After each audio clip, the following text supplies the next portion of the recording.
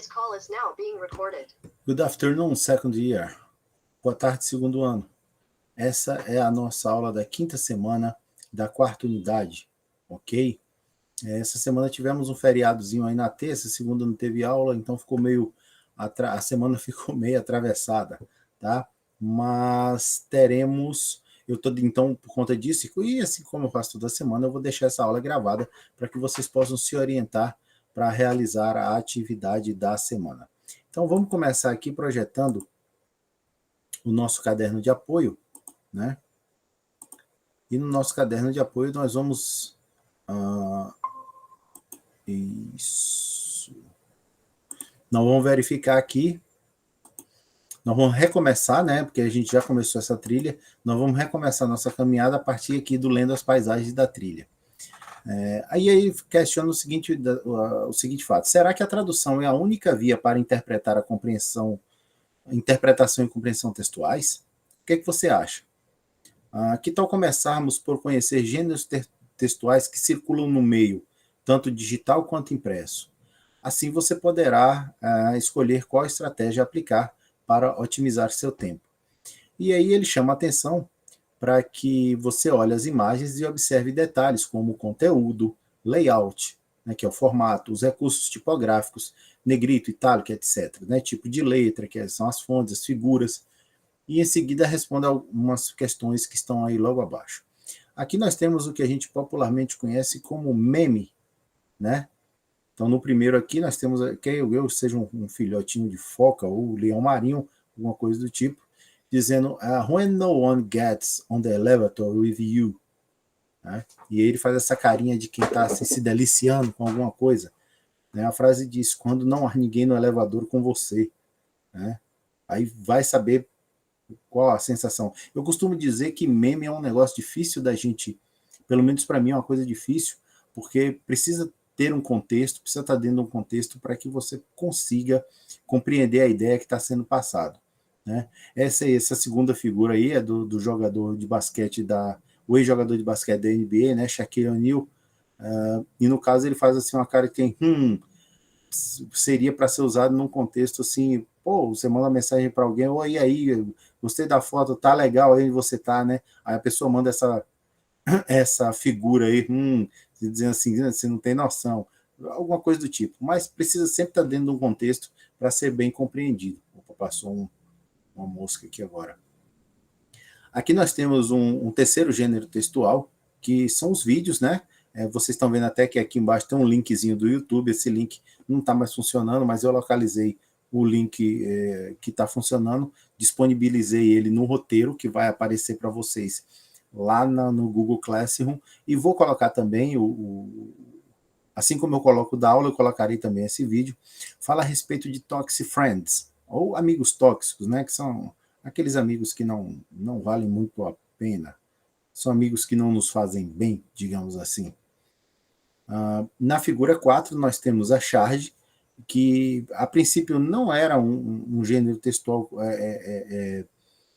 próprio para a internet, para as mídias sociais, mas que acabou sendo utilizado muito bem nas mídias sociais, e hoje muita gente manda charge nos grupos, nas redes sociais e tal, então é muito utilizado.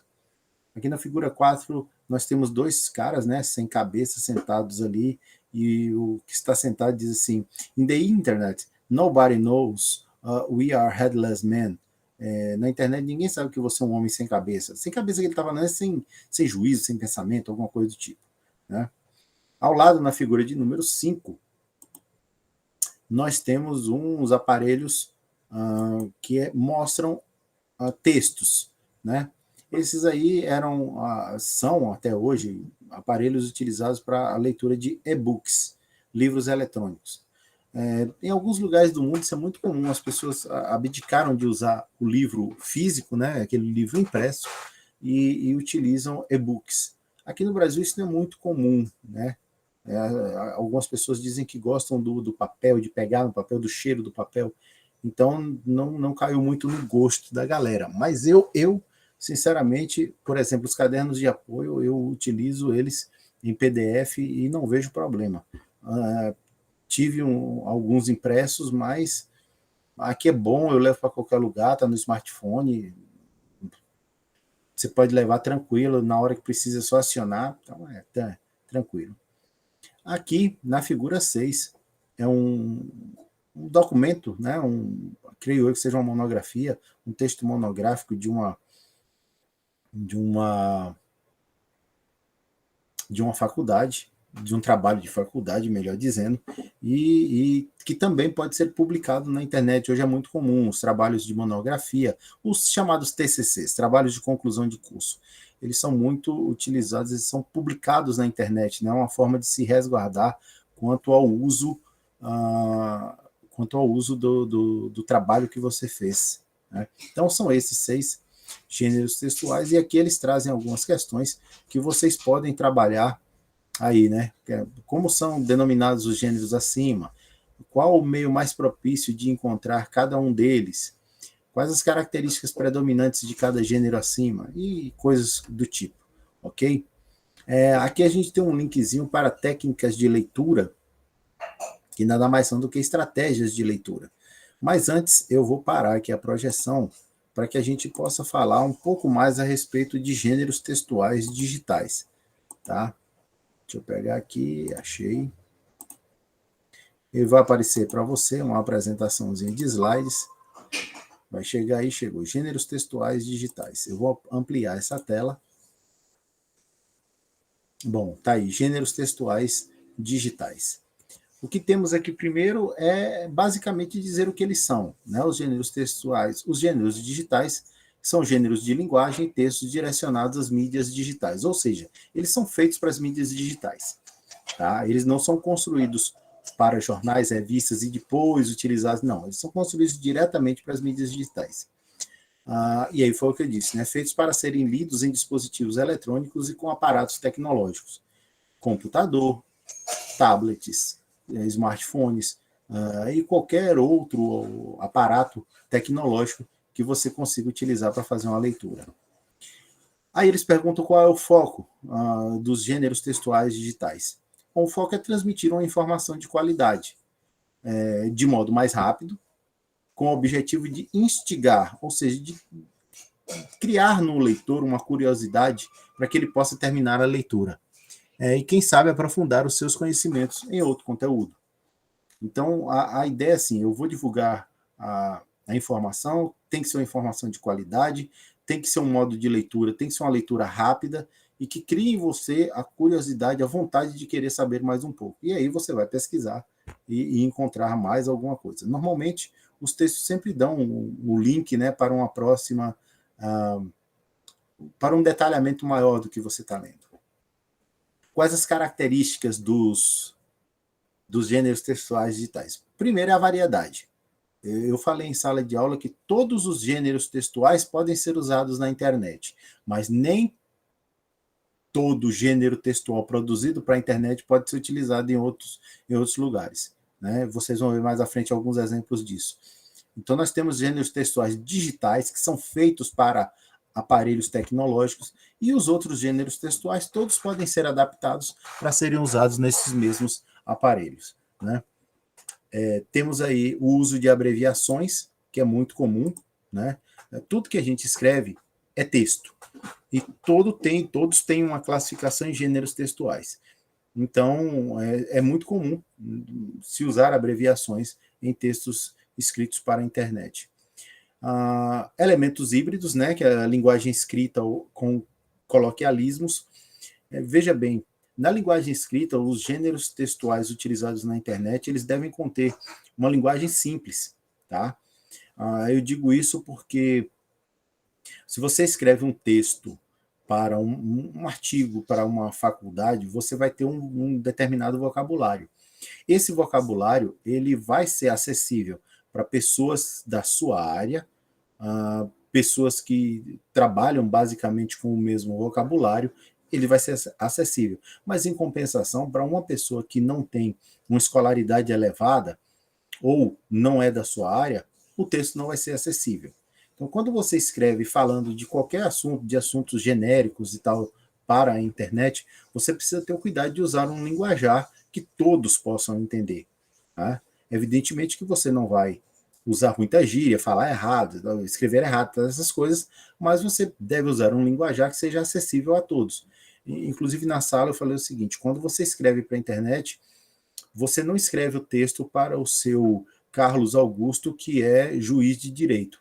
Se você escrever para ele, o seu Manuel, por exemplo, que é pedreiro, o seu Manuel não vai conseguir ler, porque o vocabulário possivelmente, não que seja regra, mas possivelmente o vocabulário do seu Manuel, que estudou lá, sei lá, até o sexto, sétimo ano do ensino fundamental, ele não vai estar num ponto de entender aquele vocabulário. Mas certamente, se você escrever o mesmo texto com um vocabulário acessível para uma pessoa que estudou até o sexto, sétimo ano, certamente essa pessoa vai ler e vai entender, e o seu Carlos Augusto, que é juiz de direito, também entenderá, e qualquer outra pessoa entenderá, certo? Então, é tentar utilizar o vocabulário mais básico possível para passar as ideias. Aí nós temos também como característica clareza de informações, né? Não se deve ficar fazendo rodeios, voltas para se passar uma informação. Objetividade, evidentemente, é ir direto ao ponto, e rapidez, porque tudo que a gente faz no meio tecnológico, no meio de internet, a gente quer que seja rápido. Se não for rápido, para a gente é um problema, pelo menos para a maioria das pessoas. Até brinquei na turma com os meninos, dizendo o seguinte, a maioria de nós, quando pega um texto, uma mensagem de texto no WhatsApp, que no finalzinho tem assim azul, ler mais, a pessoa nem lê o início. Ela nem lê o início para se interessar. Porque se ela lê o início e se interessar, ela vai clicar naquele ler mais. E como a maioria tem preguiça de ler, simplesmente não lê. Né?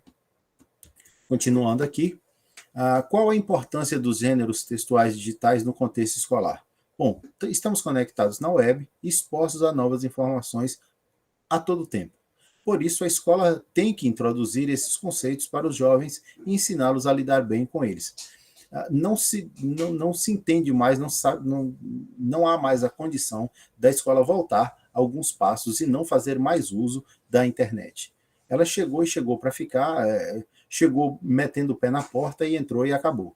Então agora a gente precisa o quê? É aprender a usar bem, fazer bom uso, e não usar de qualquer jeito, como a gente faz fora de ambientes de escolar e de trabalho. Veja alguns pontos importantes a se considerar. Segurança e seletividade. Interpretar a informação e saber filtrar aquilo que realmente é válido. A gente recebe milhões de informações no decorrer de um dia da semana. Cabe a gente, primeiro, pensar na segurança e verificar se a fonte que está me dando aquela informação é confiável ou não, e selecionar o que eu acredito que possa ser verdadeiro e o que não tem a menor condição de ser verdade. Com isso, você já faz uma filtragem e aí você consegue trabalhar melhor com uma quantidade de informações reduzidas, certo? Inserção no mercado de trabalho. É importante ver a internet e o âmbito tecnológico como uma porta aberta para um mundo de possibilidades no trabalho. Falei isso, eu não sei em que turma, mas agora acho que sai para todo mundo. Não trabalhar com a internet, não se interar através de ambientes tecnológicos hoje é um luxo. Quem pode fazer isso tem um luxo, porque a maioria das pessoas tem que utilizar. Imagine nós, professores, até o início do ano, a maioria de nós não fazia uso desses mecanismos. De março para cá, com as aulas em sistema remoto, todos tiveram que aprender a fazer uso de Google Meet, de Google Forms, do Google Classroom e outros tantos, o Canva e outros tantos itens que foram utilizados. Reuniões pelo Zoom, né, e tal. Então, todo mundo tem que fazer uso. Não tem como, não há como você dizer assim, eu não preciso, eu não vou aprender. Tem que aprender, não tem para onde correr. Novas possibilidades de aprendizado. É uma forma de aprender mais sobre todas as coisas, pois pode tornar as pesquisas mais profundas e dinâmicas, permitir grandes descobertas e possibilitar a realização de cursos de diversos tipos. A internet nos dá essa possibilidade, né? Eu costumo dizer que na época que eu fui tutor de uma universidade paulista aqui na cidade de Brumado, os alunos do curso de letras, que era o curso que eu era tutor, eles tiveram a possibilidade de assistir aulas com professores, doutores, mestres, que normalmente isso não aconteceria numa faculdade presencial, né? O cara só dá aula numa faculdade EAD, que é a distância, porque ele dá uma aula de 45, de 1 hora e meia, por exemplo, ele dá uma aula para alguns milhões de pessoas espalhadas pelo Brasil, porque é via internet. Se ele tivesse que ir a cada ponto desse falar durante 1 hora e meia, seria muito mais caro e as pessoas não teriam a possibilidade de ter, de ver uma aula de um profissional desse gabarito. Quais são os tipos de gêneros textuais criados especificamente para a internet? Aí nós temos os podcasts, né, que pode tratar de qualquer tema e é oferecido apenas em áudio.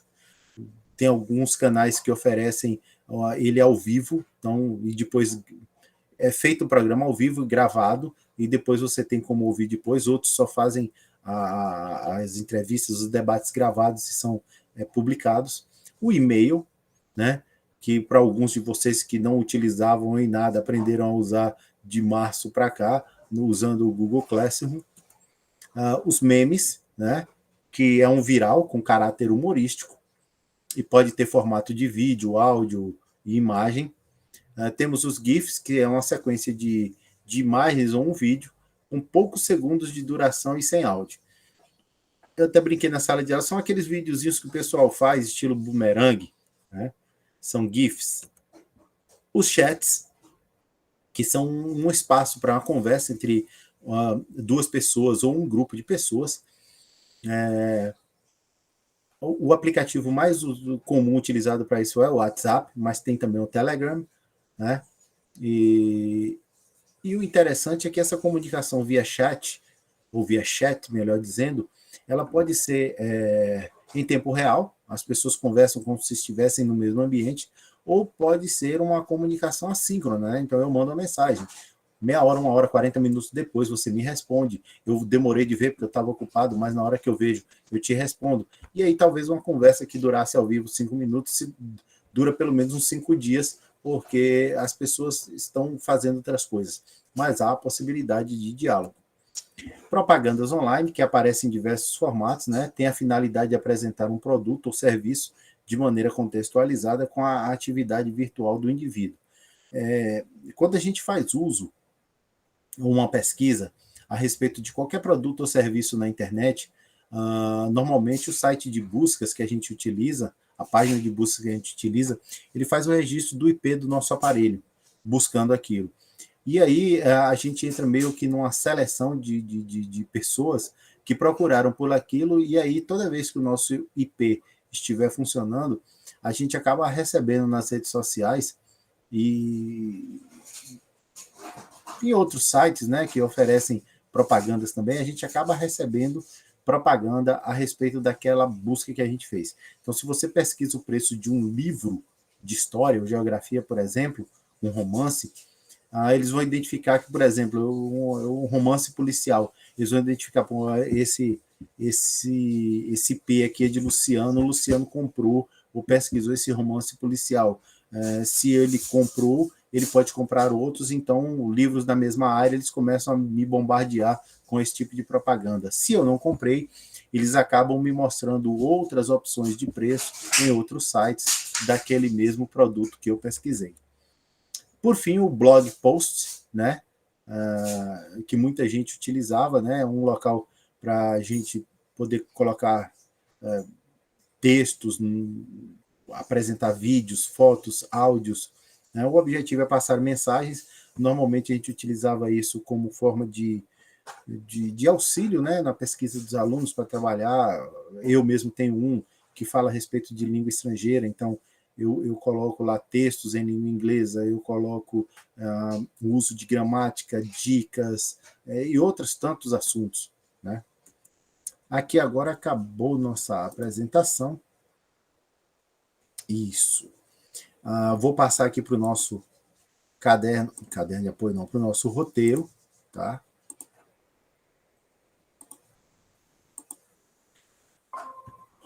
Ele vai chegar aí para vocês agora. Isso, chegou. No nosso roteiro, deixa eu ampliar aqui um pouquinho. Nós vimos aí aula 1 e 2, né? No Lendo das Paisagens da Trilha, as figuras, tá? Gêneros textuais digitais, slides, essas estratégias de leitura através de slides, eu vou deixar o link para vocês lá do meu blog, para que vocês possam fazer uma leitura. Fala a respeito de skimming e scanning, que a gente já trabalhou bastante, né? Então eu vou deixar lá só a título de informação. E aí, a tarefa da semana é a seguinte: vocês devem assistir ao vídeo Toxic Friends no link abaixo. Estou disponibilizando o link aqui, tem ele aqui, e vou inseri-lo, o vídeo junto com o vídeo da aula. Então você pode assistir ao vídeo Toxic Friends, tá certo? E depois responder as questões. Então nós temos aqui quais as posições que podem assumir, quais as posições que podemos assumir em uma amizade tóxica, quais tipos de amigos tóxicos são citados no vídeo. Você tem um amigo tóxico, dê exemplo sem citar nome. Você se identifica com alguma das características do amigo tóxico? E aí são essas 5 questões que vocês devem responder. Também haverá um formulário lá no Google para que vocês possam fazer isso, ok? Qualquer dúvida, me procura na escola, eu estou lá a semana toda, ou então me manda uma mensagem via WhatsApp, colocando primeiro seu nome, sua turma, e qual é a sua dúvida, seja específico, né? Olha, Luciano, a dúvida é com relação à tarefa da semana 5 de filosofia, como eu devo responder a questão tal, e aí eu vou tirar a sua dúvida, tá ok? Então é isso. Muito obrigado. Até a próxima aula, seja ela online ou física, né, ou presencial. Bye, bye.